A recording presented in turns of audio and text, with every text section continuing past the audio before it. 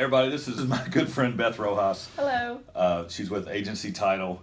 I conned her into doing a video with me because I think she brings a tremendous amount of knowledge in this area. Do you want to tell everybody who you are and what you do? Sure. Beth Rojas with Agency Title. We do real estate closings, title exams, title insurance, all the boring stuff but necessary stuff that you need to buy or refinance your home.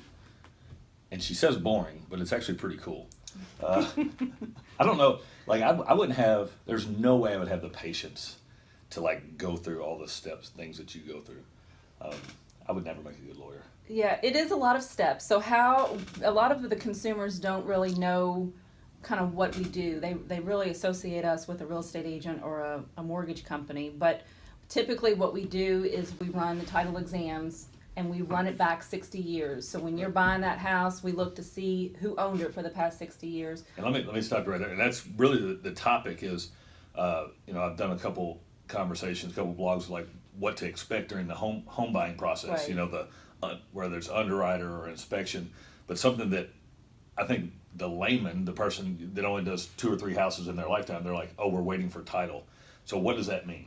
And I just stopped you, but that's what you're going to go into. That's what yes. So that's basically what it is. We go down to the courthouse, we look, we run the books, and we look to see the land. So the legal description, we go back, whoever owned it, make sure their mortgages were paid, make sure everything was properly released. If there are any judgment liens or other additional liens, taxes not paid, whatever the case is, we generate a commitment at that time for all the findings that are still of public record for that lender to say, okay, this is what we have. So at the time of closing, that seller, we pay off the seller's mortgage or we pay the taxes. Or if that buyer has a judgment lien, which that has happened more often than you think, right, with outstanding taxes or liens, IRS liens, judgment liens, credit card liens, things like that. So you research. So somebody like physically leaves this office, goes down to the courthouse. Yes. And finds every piece of public information Correct. that is associated with that particular property. You said 60 years. 60 years is your average, yes. Right. So So unless there's a new subdivision, and then we Right. go back to the minor plat. But yes, Right. so 60 years. We bring it here, and we have certain steps that we have. We generate the commitment.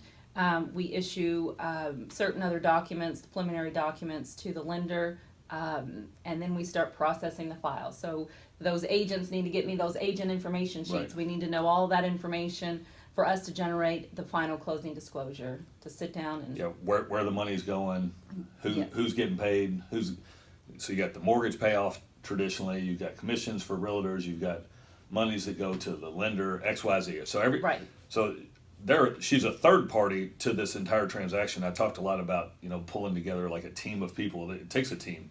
Your lender, the Yes. title company, your, inspector, insurance, all that stuff. But I think it's very interesting because I say, hey, we're waiting for title to come back.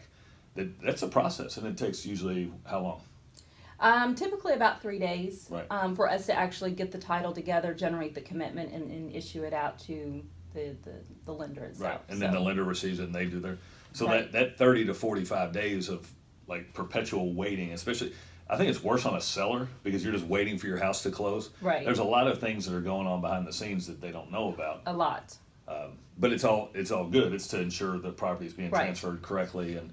At the end of the day, we are on the hook for if something's missed, a mortgage, maybe the seller did something the day before closing or drew something on the equity line or whatever. So it is a process, and there is insurance that protects the consumer, but it's also falls back on us. So Right, so you do the title search and you go, all right, based on our research, this thing has a clean title. Correct. And does your company actually provide the insurance against a bad title? we have national underwriters. Okay. So yes. So I mean, we're agents for those. Right. They foot the bill. So let's say worst case scenario, like it's a bad title. What is it like? Sorry, no. After we close, if they didn't have a good title, what would the title insurance protect them for? Have you ever seen that? Like after you gave insurance, So something happened. yes.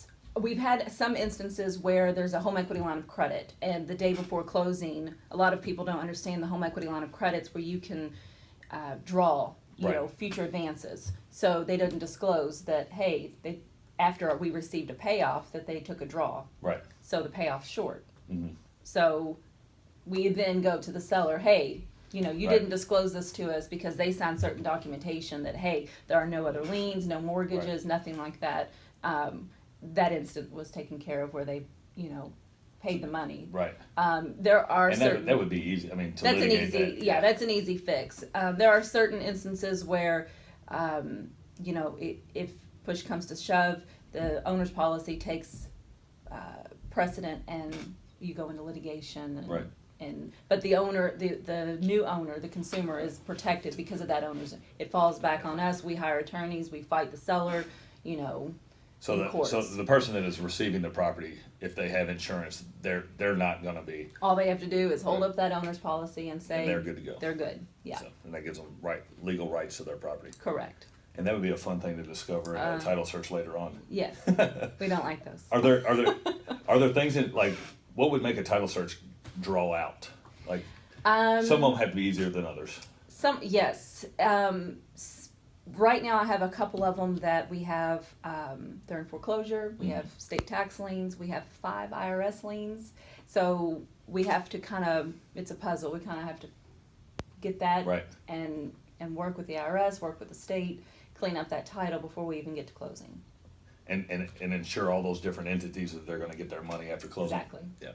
So, all right. Well, that's what goes on with a title, and that's why it takes so long after, from contract to close. There's a lot of things going on. Agency title, obviously, the consumer message is make sure you run title, make sure you have title insurance before you take possession of a property. And I feel like I was going to say 3 things, but they have escaped me.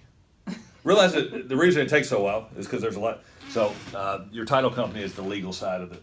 Well, Yes. we all work on legal documents, but they're the assurance at the end of the day Yes. that everything was done correctly. Beth has no problem calling us and slapping our hand when we do something goofy on a contract or something just doesn't add up, and not that it's disingenuous, just Right. there's certain, all the I's and T's and P's and Q's all have to be in line, and she's the reason, or her company takes care of that, as do other title companies. So thanks a lot. Thank you so much. Beth actually just got back from, how was your trip? South America was good. We're glad she's back. I was bugging her while she was in South America. So, but thanks a lot. Have a great day, and we'll talk soon. All right.